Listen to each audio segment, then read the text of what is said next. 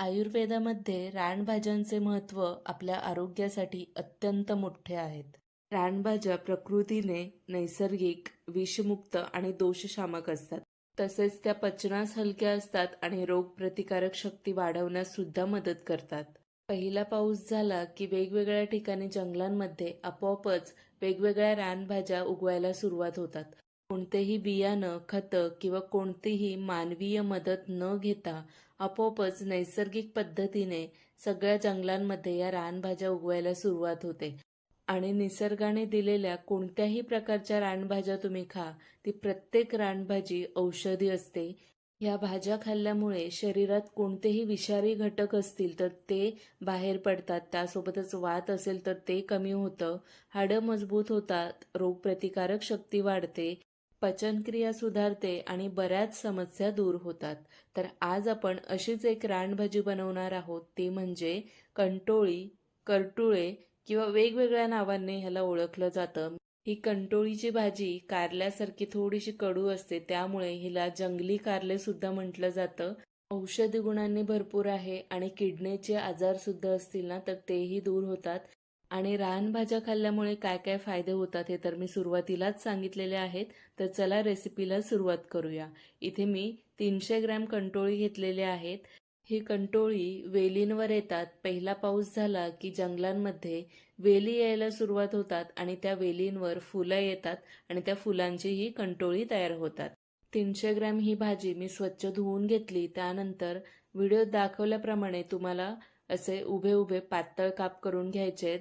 ज्या कंटोळीमध्ये थोडी कडक बी असेल तयार झालेली तर त्याची बी काढून घ्यायचे. आणि काही कंटोळी असे असतील ज्यात एकदम कोवळी बी असते, ती बी आपल्याला तशीच ठेवायची. तर मी ज्या कंटोळीमध्ये बीज पूर्ण तयार झालेली दिसते ती काढून घेणार आहे. काही कंटोळी अशीही असतात जी आतून पिकलेली असतात आणि लाल असतात, तर ती घ्यायची नाहीयेत. त्यामुळे बाजारातून घेतानाच चांगली हिरवीगार, कडक आणि थोडीशी लहान आकाराची कंटोळी घ्यायची, म्हणजे ती कोवळी असतात. सगळी कंटोळी मी स्वच्छ धुवून ती उभी चिरून घेतली. त्यानंतर एका पॅनमध्ये आपल्याला 1.5 ग्लास पाणी घालायचंय, म्हणजे या कंटोळीचे काप पूर्ण पाण्यामध्ये बुडतील एवढं पाणी इथे गरम करून घ्यायचं. त्यानंतर पाण्याला उकळी आली की लगेचच त्यात ते कंटोळीचे काप घालायचे. पाव चमचा मीठ घालायचा, हलकंसं मीठ घालायचं, खूप नाही. आणि फक्त 2 मिनिटसाठी बारीक गॅसवरच हे उकळू द्यायचं. ही भाजी उकळवताना एवढी काळजी घ्यायची की 2 मिनिटपेक्षा जास्त उकळवायचं नाही. जर तुम्ही जास्त वेळ उकळवलं तर मग ह्या भाजीमध्ये असलेले औषधी गुणधर्म असतील ते पूर्ण नष्ट होतील आणि मग ही भाजी खाल्ल्याचा काही फायदाच होणार नाही. या भाजीतला हलका कडूपणा कमी व्हावा त्यासाठी मी हे उकळवलेलं आहे. जर तुम्ही जास्त उकळवलं तर भाजी खाण्याचा अजिबात फायदा होणार नाही, त्यामुळे ह्याची काळजी घ्या. जर तुम्हाला कडू भाजी चालत असेल तर इथे तुम्ही न उकळवता सुद्धा भाजी अशीच फोडणीला घालू शकता. 2 मिनिटसाठी कंटोळी उकळवून झाल्यानंतर मी लगेच त्यातलं पाणी गाळून घेतलं.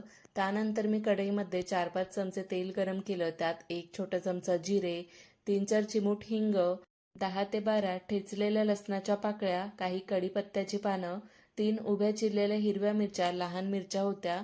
हे हलकं फ्राय करून घ्यायचं आणि मग एक मोठा उभा चिरलेला कांदा घालायचा आणि छान परतून घ्यायचा. कांदा लालसर करायचा नाहीये, तुम्हाला थोडंसं मऊ होईपर्यंतच परतून घ्यायचं आहे. आणि कांद्याचं प्रमाण थोडं जास्तच ठेवायचं, म्हणजे भाजी कडू होत नाही. कांदा थोडा मऊ झाला की मी लगेच इथे एक मोठा बारीक चिरलेला टोमॅटो घातलेला आहे. त्यासोबतच भाजीपुरता सुद्धा चवीनुसार मीठ एकदाच घालायचं आणि छान हे परतून घ्यायचं. टोमॅटो आणि कांदा दोन्ही सुद्धा तुम्हाला खूप जास्त फ्राय करायचं नाहीये, फक्त मऊ होईपर्यंत शिजवायचंय. असं केल्यामुळे भाजी जरी कडू असली तरी त्याचा कडवटपणा जराही जाणवणार नाही.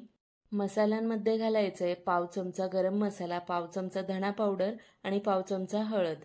मसाले थोडे परतून घ्यायचे आणि लगेचच त्यात ही कंटोळीची भाजी घालायची आणि थोडीशी परतून घ्यायची. कोणतीही रानभाजी असो त्याची एक विशिष्ट चव असते, त्यामुळे ती चव तशीच टिकवून ठेवायची असेल तर त्यात खूप मसाले घालायचे नाही. हळद, गरम मसाला, धणा पावडर एवढेच मसाले घालायचे, लाल तिखट वगैरे घालायचे नाही. म्हणजे त्याची जी मूळ चव असते ती भाजीमध्ये राहते आणि त्या प्रत्येक रानभाजीचे औषधी गुणधर्म सुद्धा टिकून राहतात. मसाल्यांमध्ये ही भाजी मिक्स करून झाल्यानंतर मी झाकण दिलं आणि जोपर्यंत ती पूर्ण शिजत नाही तोपर्यंत शिजवून घेतली.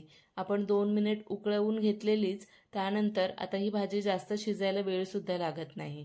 फक्त भाजी शिजत असताना झाकण दिलेलं असतं, पाणी घातलेलं नसतं, त्यामुळे ती अधूनमधून थोडीशी अशी मिक्स करून घ्यायची, जेणेकरून ती खाली तळायला लागू नये.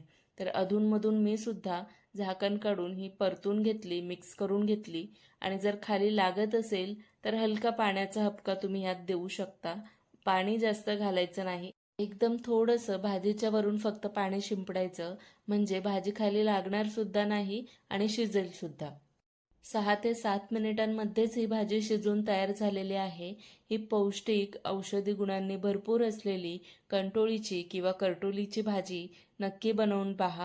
प्रत्येक पावसाळ्यात ही भाजी उगवते, तर नक्कीच याचं सेवन करा. आपल्या आरोग्यासाठी खूप फायद्याचं आहे. ही भाजी खाण्याचे फायदे आणि शिजवण्याची पद्धत स्टेप बाय स्टेप सांगितलेली आहे. नक्की करून पहा.